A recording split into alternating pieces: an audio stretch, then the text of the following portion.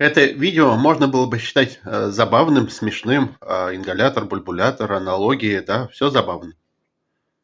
Благодаря этой баклажке мои дети забыли, как выглядит врач. Проделываем в баклажке вот такое небольшое отверстие, круглое.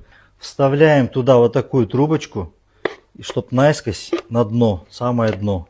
Вот таким вот образом. Одна проблема в том, что человек, если на полном серьезе он это делает детям, то ему как бы к детям подпускать нельзя. Надо почитать перед тем, как что-то делать из пластика, проблему нанопластика и микропластика, который проникает в том числе и таким путем в наше тело, в наш организм, в наш мозг.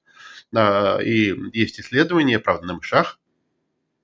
И микропластик в мозгу может быть причиной деменции. Так что это не шутки. С врачом они, дети, может быть, уже распрощались, но придется познакомиться с другим.